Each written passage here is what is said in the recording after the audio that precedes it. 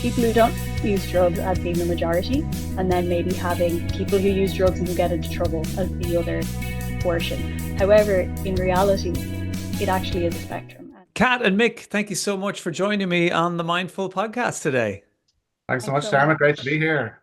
Yeah, well, I find it interesting as two people who've spent most of their lives dedicated to working in the space of mental behavior, that you've decided to go into business together as siblings. I mean, have you not seen in your own research the potential downfall of working closely together as siblings? Yes, we have. But I think, in fairness, the main reason we ended up doing it together is because we previously would have gone to a lot of festivals together. Mm. I was only just reflecting this morning on our own upbringing, and I think in our household, it was kind of I was the younger sibling, seeing Mick doing all these things, and then slowly but surely I found my way into the social group. So it was a natural progression. Yeah, well, look, I'm dying to talk to you. Obviously, I want to talk to you about PsyCare because I think it's doing incredible work, but also I think it actually weaves beautifully into your own stories and actually a bigger story in terms of changing perceptions around the area of psychedelics in particular. And it's an area that fascinates me just personally. But first up, what is PsyCare Ireland, and why did you set it up? Yeah, sure. So I suppose PsyCare is working in the world of mostly in music festivals, but also in the way people consume substances. So we know every year millions of people attend music festivals and concerts. And though they're really fun for most people, they can also be overwhelming, overstimulating, a little bit intimidating, the crowds, the lights, the noise. But they're also places that are quite synonymous with recreational drug and alcohol use. So typically at a festival over 2 or 3 days, we see people engage in maybe in kind of binge-like behaviors, maybe experiment with substances they haven't before. And of course, they bring all their vulnerabilities with them wherever they go into a festival space, combined with drugs and the environment, the noise. So, organizations like PsyCare have existed in other jurisdictions where there's been mental health and crisis support services at music festivals. But kind of really up until now, there hasn't really been a dedicated service in Ireland to support people with their mental health, with substance-induced crisis, with the overwhelming feel of a concert or a festival. So, yeah, we really set up PsyCare Ireland to try and change that. Yeah, and Kat, I mean, I think people have been generally aware that there are things in place in the majority of festivals, um, where people can perhaps test the quality of the drugs that they're about to ingest, and in that way, not validating or legalizing the behavior, but at least keeping people operating in a safer environment. What's different about PsyCare in terms of the support that you do give people on site? Hmm. Yeah, I think that's a really good question, actually. So the main difference would be that we don't test substances. We are a drop-in psychological support service and outreach service. So the HSC have done an excellent job at training outreach volunteers, and they do provide some harm reduction. However, if someone presented in an acute crisis, PsyCare is really the dedicated place for that, where someone could come in and sit down, for example, for up to hours, no matter how long it takes. Like, we work across day festivals, weekend festivals, and it wouldn't be uncommon for us to see people needing our support multiple times throughout a festival. Whereas with drug testing services, it is an excellent service and it's really needed, but the safe space may not be there. And also, just to mention, I think as well, medical services have been a mandatory part of events for many years, as part of health and safety. However, again, they're often overrun with, say, people who are feeling unwell. Sometimes it can be for substances, but generally speaking, for people who are maybe having more of a psychological crisis, oftentimes the facilities are not there for that. You're if you think about the environment, it's not the place where you can maybe open up if you need to, and we're able to offer that safe space. Yeah. Maybe it's not an easy question to answer, but in your experience, are people presenting with psychological issues as a result of already underlying conditions that are exacerbated by the substances they've taken, or can it be just purely, induced by the stuff they've been taking? Yeah. If I may, Kat, yeah, I suppose coming at it from a kind of psychotherapy point of view, we'd see that like a lot of the folks come and you can't really separate the person's mindset, their history, their trauma history from a substance that they take or an environment that they enter. It's all kind of commingling and bouncing off each other. Like, we've had many stories of people coming and saying that they've had a really tough week or they've come recently bereaved. They wanted to come to the festival to get away from maybe something or get away from that stress, or they didn't realize how much they were carrying. And then they took the drugs or they took the substance, and it's like the walls came crumbling down. And Mm, they came in and they needed that psychological support, maybe for the first time for some people. So while some people can, I suppose, also be in a pretty good frame of mind, it could happen to anybody, and perhaps take an adulterate drug or something that's a lot stronger than they maybe thought, or it's a psychedelic, or some people get spiked as well, things like that happen. So they might be in a really good frame of mind, but it's also the substance could be a factor, but it's often like a mix of both of those things that we mm. find. And once the person is medically looked over and we're sure that they're safe, we can provide and our volunteers can provide that space just to listen to someone for hours or for could be 30 minutes, could be 2 days nearly with a rolling 24-hour service. So yeah, it really depends on the people, but could be a bit of both. Yeah, I'd say there's a Yeah, lot of people who would just after the festival would love the idea of being able to talk to somebody because their Oh, nervous systems are so rattled after a couple of completely. days of partying. Yeah. yeah, and actually as well, a lot of people will come into us completely sober, but maybe they're neurodivergent or they've had a fight with their partner, or so you're actually catching the whole broad strokes of like the human experience in it. But then of course, drugs, alcohol, polydrug use, mixing all these things, not sleeping, that can really exacerbate stuff for people. Mm. Congratulations on your charity status, by the way, because I know that's important. But do you ever get pushback from certain sectors or people who feel like, look, people shouldn't be taking this stuff. Why are we, why are you supporting it? You're almost validating it by being there to offer a helping hand. I think, to be honest, the feedback that I've received, even from the medical profession, from colleagues in research, has been generally quite positive. And I think that one thing that we're doing to really maybe address some of the stigma around substance use is having conversations like this, as well as performing some of our own academic research to show that this is actually a public health issue. I was chatting with Mick earlier today, and we were thinking about, how to maybe answer a question like this, and just try to um, frame it in terms of like other examples, and the thought of, like say when we were in school, maybe the idea maybe back 30 years ago that you didn't give people sex education in school was very commonplace, and there was a lot of stigma about that. But Mm, eventually, over time, people realize that you can't sweep that under the rug. People are still going to do that, whether it's condoned or not. And we would take the same approach with substance use. We don't encourage it. We can't encourage it as professionals. We've seen the dangers that it can cause. However, we really believe that it's not the wise or useful thing to not talk about it. So we're here to talk about it, and we're here um, to speak about it, and to study it as well, to highlight the issues so that we can improve services and reduce the harms and the mental health impact. I think both myself and Mick, in our personal lives and in our professional lives, have seen cases where someone didn't receive the support that they needed in an acute setting like that. And maybe if there had been a simple intervention at an early stage, it wouldn't have resulted in a long-lasting mental health difficulty, like at a mm. festival, for example, or a party or something like that. Yeah, you mentioned your research there. I'd love to get into a little bit of that with you, Kat, first, if you don't mind, in terms Mhm. of the kind of area that you're working in. Because I think a lot of people as well may not be aware that there's some of the world's leading cutting edge research on the use of psychedelics in therapy situations and the potential benefits of psychedelics and similar substances is happening in Ireland. We kind of assume that it's happening in other more glamorous places around the world. But I know a lot of your work is based in Trinity. Could you tell us a little bit about the work that you've been doing and what you've learned? Certainly, yeah. So I work as a clinical research fellow in Trinity College, and I'm mostly based in Tala Hospital.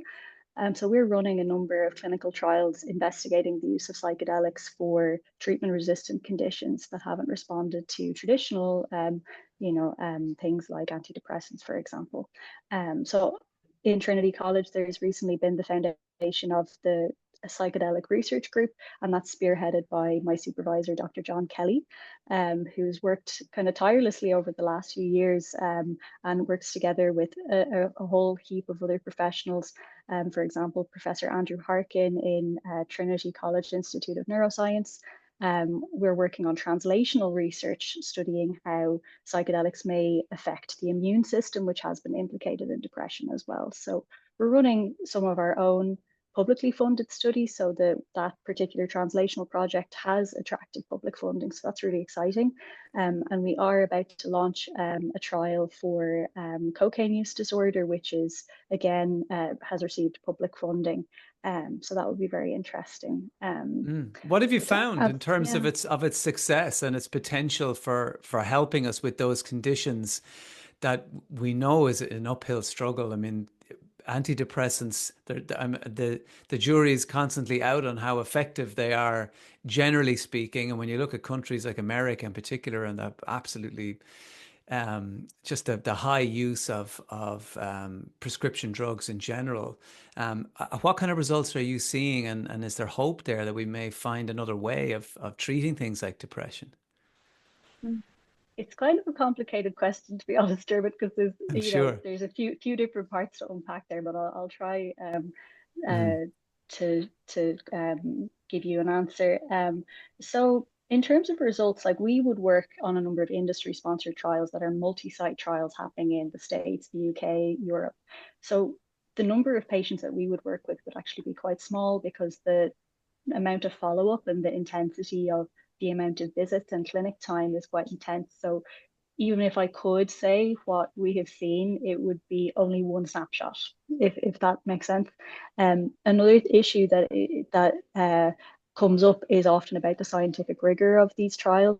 As we know, psychedelics can induce quite a strong psychoactive effect. So producing a suitable control group, like if we're looking at randomized placebo-controlled trials, it can be challenging to study these substances in that way. Generally speaking, I have a lot of hope for psychedelics being used as treatments for across different conditions because it seems that there is good quality evidence emerging across a number of different conditions. We do know that they work on the brain. We know that they may work on the immune system as well, which we're studying further in Trinity. But one thing that I have observed in my practice is observing the psychological shifts that can happen for people when they're maybe a bit stuck or when they are stuck in old thinking patterns, rigid thinking patterns. And that may be mediated by the subjective effects. So, the phenomenology of psychedelics is certainly fascinating, but seeing maybe people have a breakthrough moment or to have them reframe their life, their beliefs about themselves, their beliefs about the world, I think is really fascinating. However, I will also say that while those experiences can be very positive, it's also really important that we are very careful how we administer these trials. And it isn't only happening in trials, it's also happening in unregulated settings like retreats, for example, that those kind of big experiences can be very frightening and isolating for people. So I really think that the message of PsyCare is actually very relevant for not only the festival recreational setting, but also for more controlled settings, such as trials and then retreats, which kind of fall in between because we don't have any guidelines for people who are training as psychedelic therapists. We don't currently have any oversight or any bodies who are investigating or, sorry, regulating those organizations. So it's really quite an interesting time in this field, but I really mm. feel that PsyCare for me is where it's at, really, because psychological safety has to be at the core of everything that we do in this field. Yeah, I think that's really true. That it does run through everything. The sense of non-judgment, of the participant being guided through the whole process seems to be really important as well, and that element of safety and reassurance. Um, I'd love to talk to you, Mick, about the inward bound retreats that I know you're involved with in the Netherlands. Tell us about those. What happens at one of those? Say if somebody goes in to take part in it, what do they experience? Sure thing there. Well, yeah, I suppose just to say, yeah, my sort of my interest in psych care and getting involved in that kind of evolved sort of on the same way as heading towards becoming or practicing maybe as a psychedelic assisted therapist, going to the UK and seeing how PsyCare UK operate to get that experience set me on that path. And fortunately enough, then I was lucky enough to be able to work with the great organization Inward Bound in the Netherlands, where we provide psilocybin retreats in the Netherlands, where it's a legally, I suppose, yeah, legal jurisdiction where truffles are sold. Where with Inward Bound, I suppose, there's a very rigorous screening protocol to ensure that somebody is the right candidate for working with psilocybin, ensuring that, medically, psychologically, and sort of in family history risks that it's a safe time and that they're a good candidate for it. And then For on people those, who don't know, sorry to cut across you, Mick, but for people who don't know, what is psilocybin? I guess it's one of those words we're hearing more and more, particularly in the sure. podcast world. Independent media are covering it a lot more now. What is it, and what are the benefits? Yeah, no, absolutely. Well, psilocybin, I suppose, is it's the active compounds that you would find in magic mushrooms or in truffles. And I know with something like magic mushrooms, there can be a lot of stigma, fear, but in a safe and controlled setting, where they're being administered by professionals and in a therapeutic context, it can have many benefits if handled correctly. So we'd see on the retreats, reduction in depression, anxiety, emotional breakthroughs, a sort of, as Kat mentioned, a little bit of a psychological repositioning where somebody might get a completely different insight into themselves or past events in their life. It may open people up to a deeper sense of meaning and spirituality in their lives. It seems to have a big effect on shifting trauma symptoms as well. So there's a whole multitude of benefits, but I suppose just really important to say that that's under the care of professionals in a clinical trial or in a retreat center in a legal Mm. jurisdiction where what we maybe encounter quite a bit is people coming to music festivals and having this experience recreationally and not being supported. So that's kind of where the PsyCare harm reduction end kicks in. But yeah, Dermot, there's seems to be, from our evidence anyway, quite a lot of benefits. But as Kat said, the full scientific risks and benefits are still coming out. Yeah, and it's such an interesting area because I guess the whole history of psychedelic use in and the legalities around it are so complex, and you look back to, you know, Nixon many decades ago putting certain substances onto the famous Schedule One, um, and there was all kinds of political implications for that decision. You know, the fact that Vietnam was going on and these drugs were associated with people who didn't want to go and fight. So, some people saw it as a very cynical move to really shut down that way of thinking, and simply get, young men over to war, involved in the war.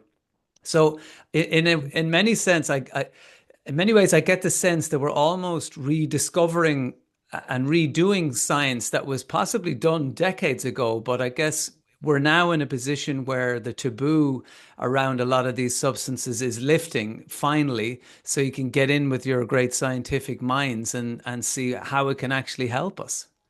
I think attitudes are certainly changing, and I think even the results of the Citizens' Assembly show that on a wide scale, people in Ireland generally want to see a health-led approach to substance use in general.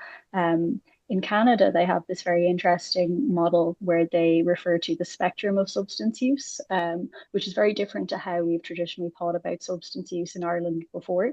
I suppose traditionally we would think about like people who don't use drugs as being the majority, and then maybe having people who use drugs and who get into trouble as the other portion. However, in reality, it actually is a spectrum, and the Canadians are kind of miles ahead in a sense of accepting this as a fact and responding to that.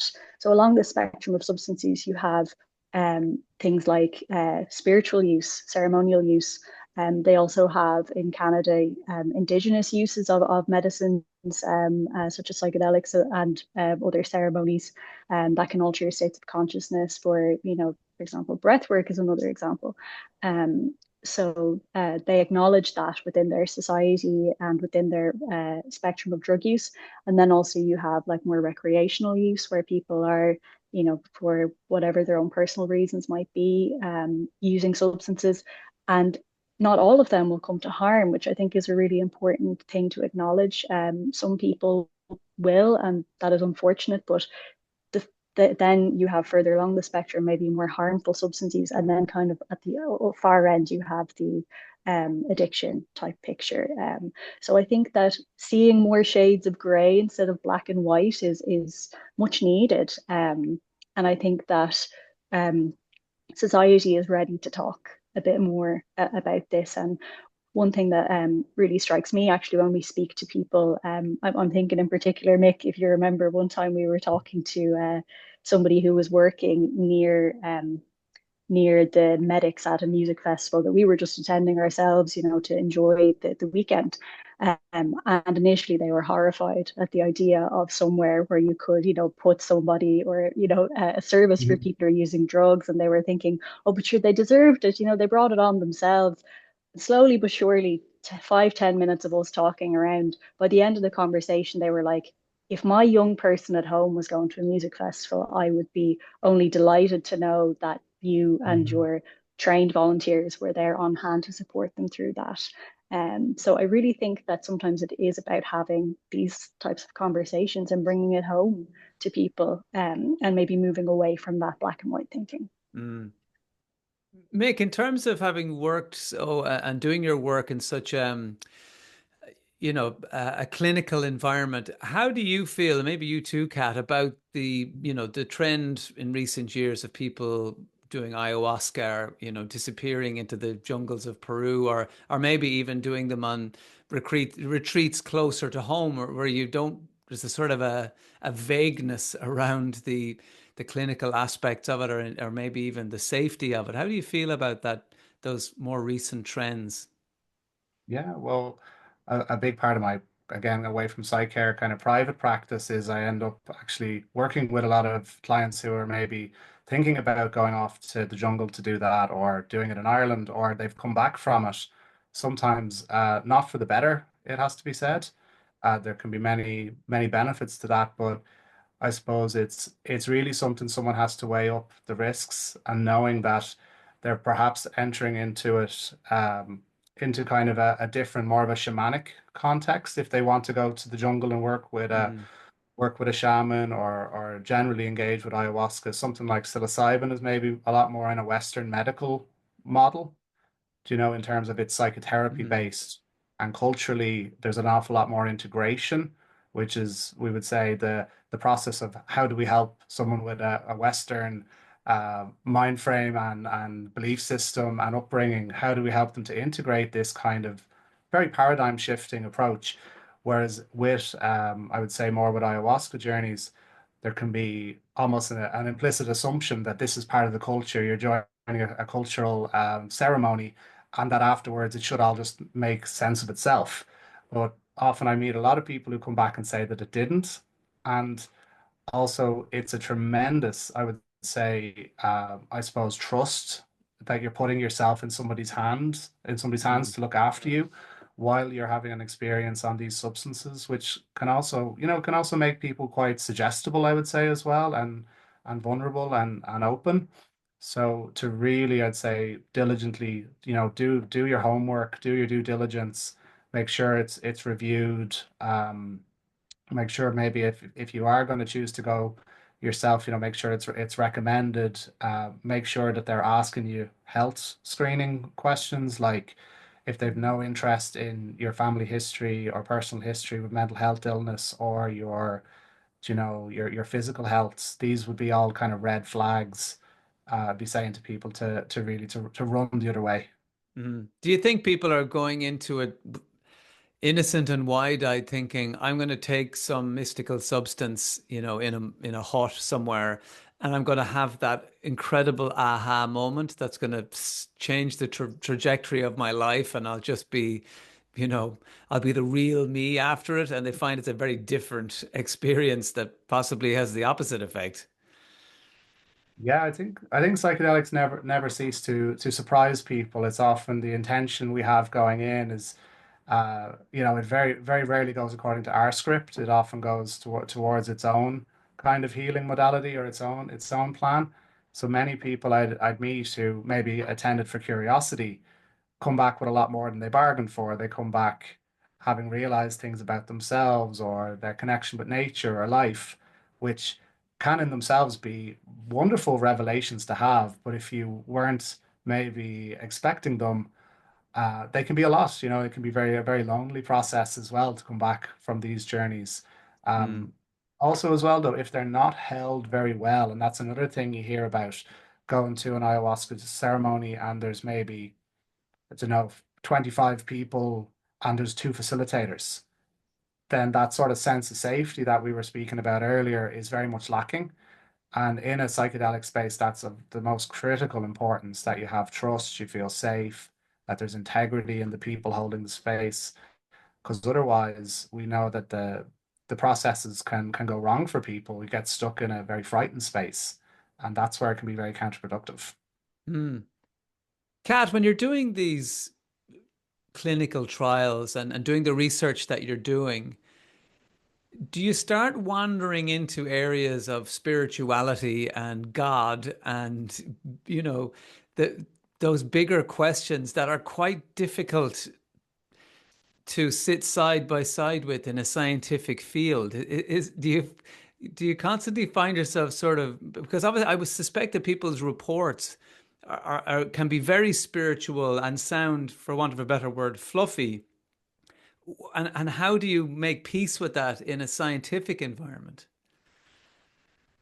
Wow, that is an excellent question. And it's something that, yeah, I do have to deal with kind of on a regular basis.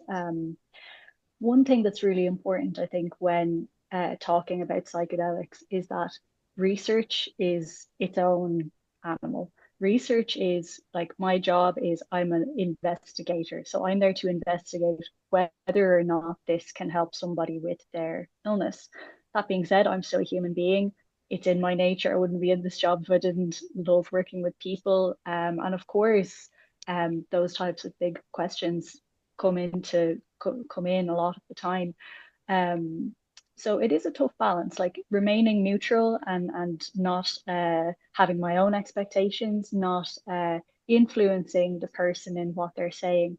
And I think it's also important to mention that in my role, we work with psychotherapists. So while I do see participants leading up to their experience and following up with them afterwards, it's actually psychotherapists who are accredited in that field and who have received specific training who sit with the participants during the experience.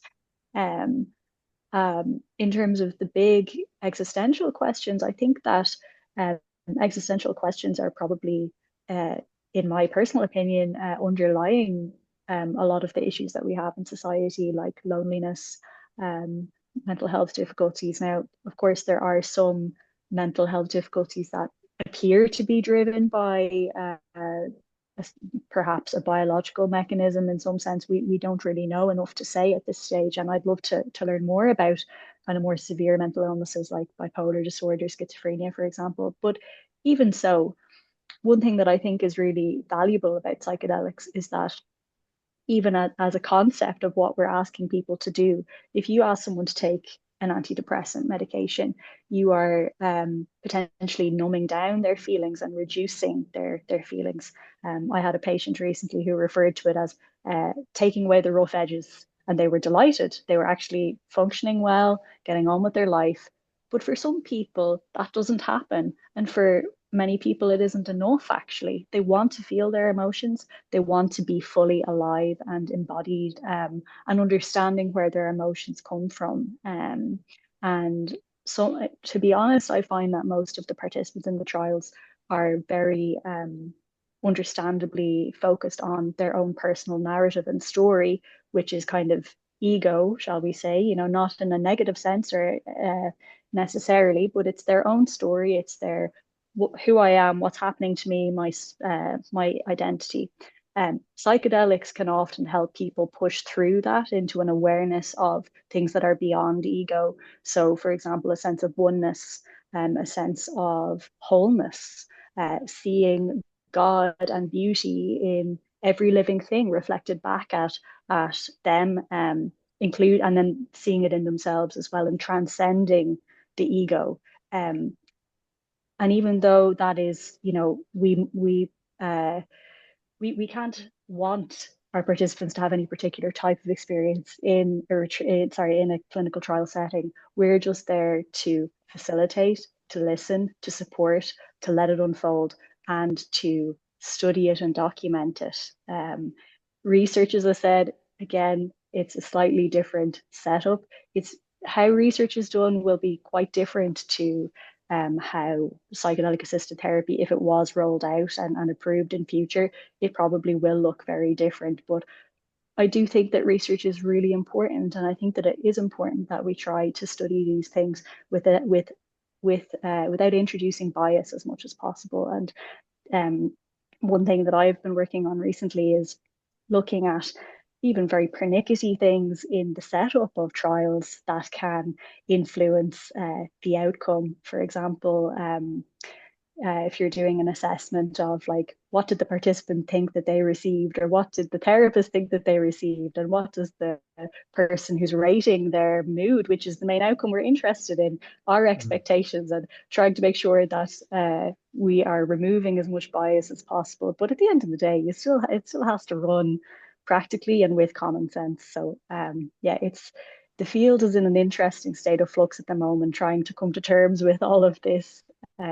Because it also wouldn't be fair, I think, just as a final point, to it wouldn't be fair to like we could study retreats, but if we didn't try to standardize things to some extent, there could be any number of things that are influencing the outcome. So we really need, before we can say that this is a therapy that is to be recommended for, let's face it, people who are potentially very vulnerable, and that we need to say that it is efficacious in itself.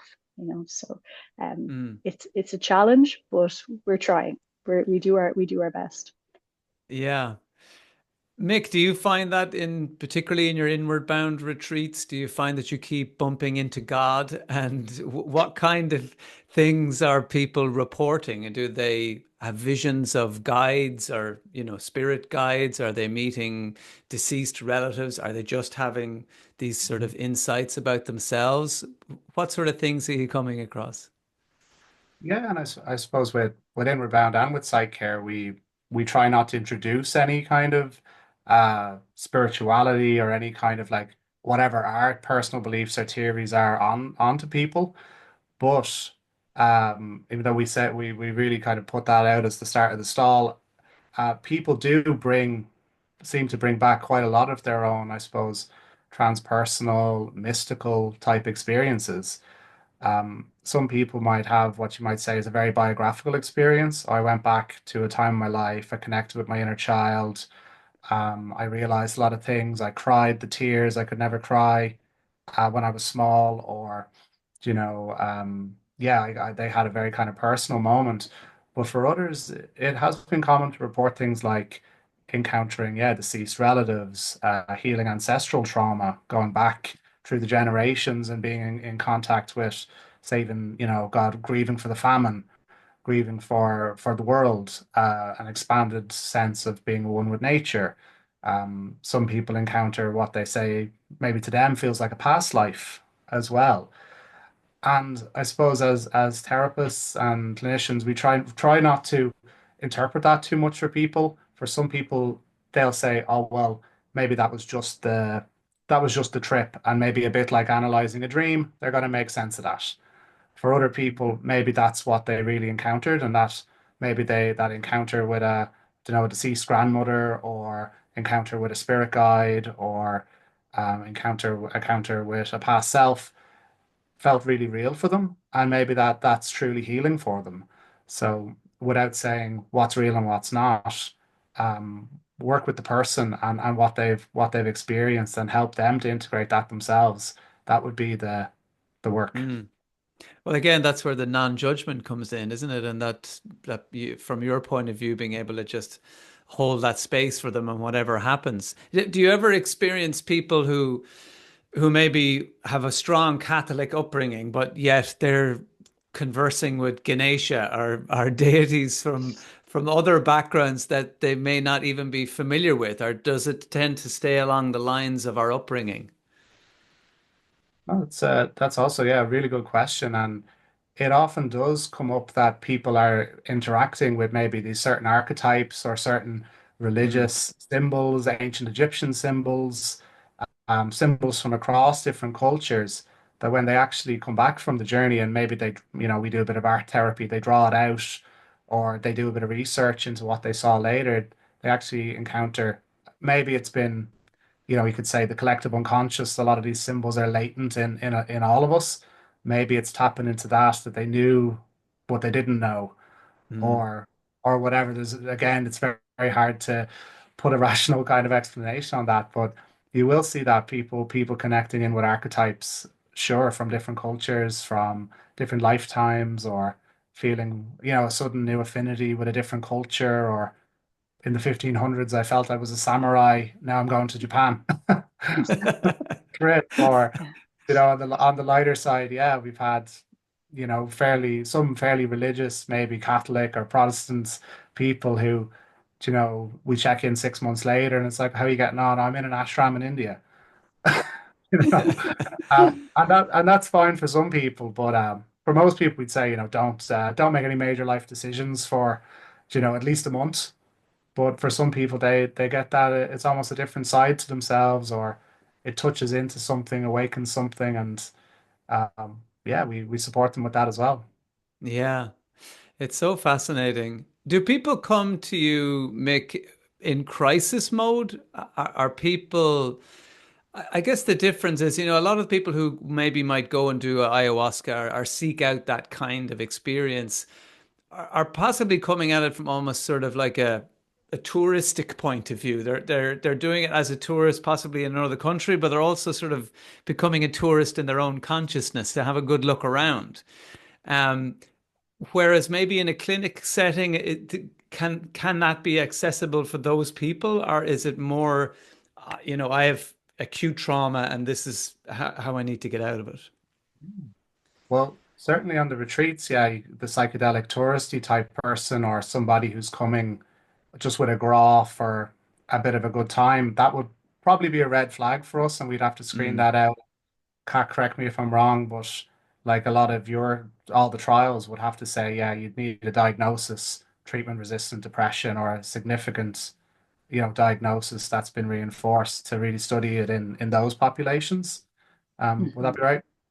Yeah, that's correct. And I do actually think that the mentality or the motivation for someone attending, as well as the setting, set and setting being very important, can influence the experience. I was even reflecting while you were speaking there, Mick, of like maybe there are less entity encounters in clinical trials. That'd be an interesting study to run.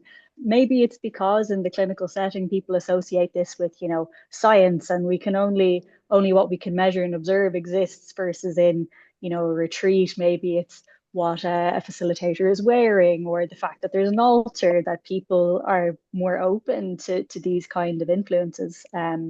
They do say that psychedelics are non-specific amplifiers of the mind, which, again, is why it's very important, again, just I suppose to tie in a harm reduction message, to be aware of what's going on. Like if you're going to take them recreationally, for example, to um, if you've had a tough week, or whatever might be going on, that may or may not be the best time in an unsupervised setting. Whereas like in the likes of a retreat, or a structured supported environment, so also such as a trial, that we can work with that. So it's quite interesting. Um, mm. yeah. Um, just talking to both of you, And just bringing us back to PsyCare finally, it really seems like this is a goal for you to, really from the heart, that it's you're real at the core of it is your desire to not see people lost and struggling under the influence of these things, and it really is like I just keep having this image of an arm being put around a shoulder, um, and I guess there's not a huge amount of historically of empathy or sympathy in this space for people who delve into using drugs recreationally or for other reasons. Mm. No, thanks, Dermot. Yeah, I think that is really it at its core, and myself included, all our volunteers, we'd say we're experts by lived experience. We've had, I've had been at festivals before and having a panic attack and feeling like completely overwhelmed, not wanting to bring my friends down, sitting in the tent, kind of going, "Oh my God, I shouldn't have come. I need to," but there's no way of getting home. So I think it comes from that place, and a lot of our volunteers are the same. Either they've helped their friends or they've had it themselves. They've touched some of these scary places they've learned maybe the lessons of doing psychedelics or drugs, in the wrong headspace or in the wrong setting. So yeah, it really is about that, I suppose, as a not just well now officially a charity, but also a massive community project.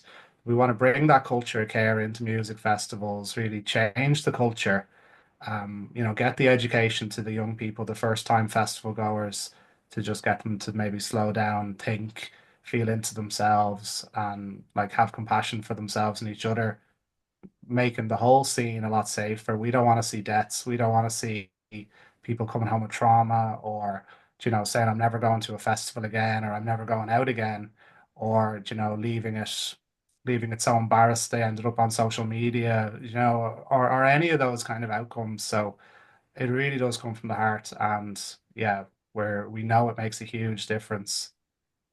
Mm. Yeah, Kat, and I how close? Sorry, Kat, how close are we to seeing clinics here where people could use something like psilocybin in a clinical therapeutic setting? Because I think people are so desperate for other pathways to feeling well mm, in their minds and themselves.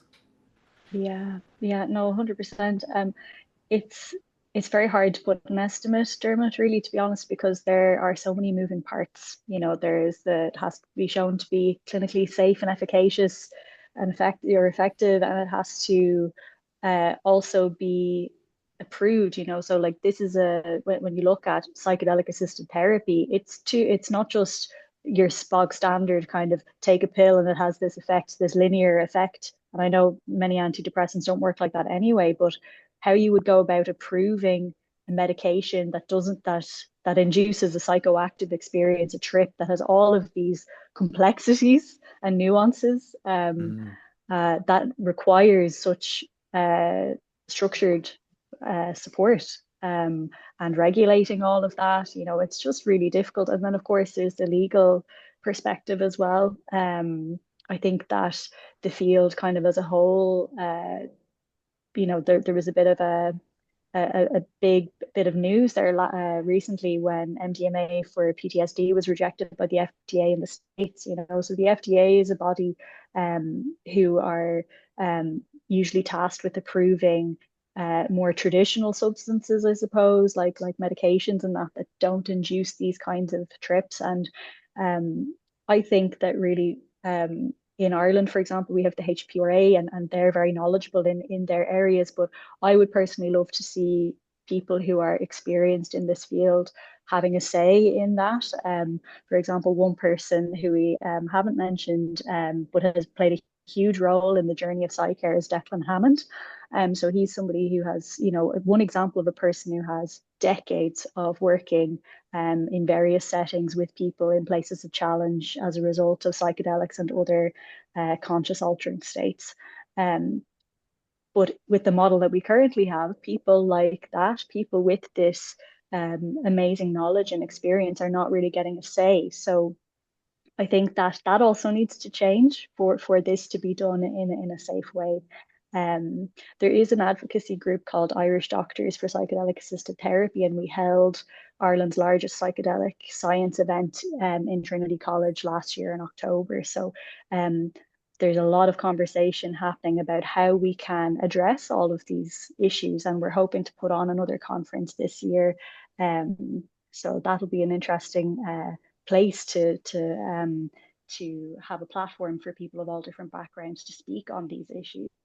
Um, so yeah, really looking forward to that. But it has to we have to see how things go. And we need to work together. I think that we really need the mind of like science, medicine, people who've experienced working with people in perhaps severely challenged states like mental health professionals, as well as Indigenous wisdom and yeah, experience. So yeah, we've got a long way to go, I think, unfortunately, but I do really have hope for the future. Yeah, well, I certainly do after talking to you. We need to be having these conversations and normalizing it all and showing that more I guess holistic approach. The word holistic gets thrown around a lot, but it really is that. Do you two ever get to go to a festival and just enjoy it anymore? Are you constantly looking out for lost souls wandering the fields? I think last year we made ourselves a promise we'd always go to one a year just as punters, you know. But actually last year we didn't get to do it, did we? It's just like we No, just sucked up into the thing. But no, this year, where one of the ones we mightn't be at this year, where eyeing it up seriously, and to try put our PsyCare vision away, but also at the same time, it happens quite a lot. We end up before even PsyCare, we ended up doing the PsyCaring at the events, so people will come to us. So yeah, so we'll try, Dermot. Yeah, well, I hope you do. I hope you get to enjoy yourself at some one of them at least. Well, look, Kat and Mick, thanks so much for talking to me today and for informing everybody about that. I love that all this work is happening in Ireland and that people can keep an eye out for PsyCare at all the festivals across the summer and yeah, keep opening people's minds. I think it's really important. Thanks a million. thank you so You much. too. Take care.